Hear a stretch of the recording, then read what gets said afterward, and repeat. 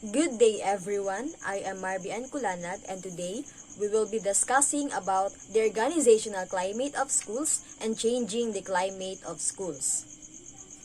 Organizational climate. It is the set of internal characteristics that distinguish one school from another and influences members' behaviors and attitudes. So there are 6 different organizational climate. We have open, autonomous, controlled, familiar, paternal, and close. Open climate. Open climate depicts a situation which has relatively more openness. Teachers' organizational climate are not hindered in the work either by the management or the school principal. So in an open climate, teachers are not overloaded. They are more motivated enough to overcome their difficulties and frustrations. They are intimate and friendly with one another. Autonomous climate. This has less openness than open climate. The headmaster gives the almost complete freedom to teachers to provide their own structure for interaction so that they can find ways within the group of satisfying social needs. In this climate, the morale of the teacher is high but not as high as open climate. Controlled climate. This manifests less degree of both open and autonomous climate types. The climate is marked by emphasis and achievement of the expense of satisfaction of social needs. So in a controlled climate, teachers are expected to get work done and they are expected to be told personally on how to do it. Familiar climate. The main features of this climate is the obviously friendly satisfaction of both the principal and the teachers. Social needs satisfaction is extremely high while little is done for the group activities to be directed towards goal of achievement. Paternal climate. This climate characterized by ineffective attempts of the principal to control teachers as well as satisfy their social needs. Closed climate. This is the most closed and the latest genuine and it characterizes the other extreme of the climate spectrum. The principal is ineffective in directing the activities of teachers. At the same time, he is not inclined to look out for their personal welfare. Now, let us proceed to the next topic, which is the changing the climate of schools. School climate. Social characteristics of a school in terms of relationships among students and staff, teachers, learning and teaching emphasis, values and norms, and shared approaches and practices. Most researchers agree that it is multidimensional construct that includes physical, social, and academic dimensions.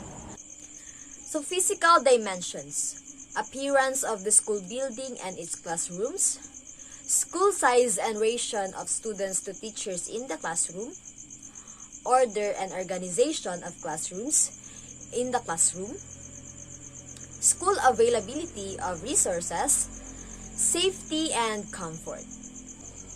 Academic dimensions, quality of interpersonal relationships between and among students, teachers and staff, equitable and fair treatment of students by teachers and staff, degree of competition and social comparison between students, and degree to which students, teachers, and staff contribute to the decision-making of the school. And lastly, we have social dimensions.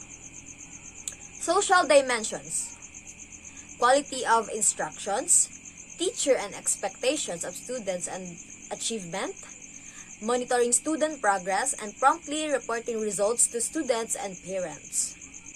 How does school climate affect student outcomes? One of the mechanisms that may explain to have school climate affect individual outcomes is school connectiveness. This defines a student perceptions of belonging and closeness with the others at school. Now, this increases school safety and improving interpersonal relationships by adopting violence prevention and conflict resolution programs. It also increases student, teacher, and staff acceptance diversity, treating students with care, fairness, and consistency, promoting student decision-making skills, individual and civic responsibility and commitment to the larger school community, and decreasing the emphasis on student competition. Okay, so now, let us know what are the strategies that improves school climate. Strategies that improves school climate. Get out to your office. Open your door and leave it open. Tell your staff that if anyone wants to see you, they should show them in. Walk the halls. Take a notebook or your smartphone with you to keep notes on what you encounter. Drop in for a moment or two in classes. Take the initiative to talk to students, teachers, and staff. Attend events. Showing up for a while shows you are interested of what is going on. So why is school climate important?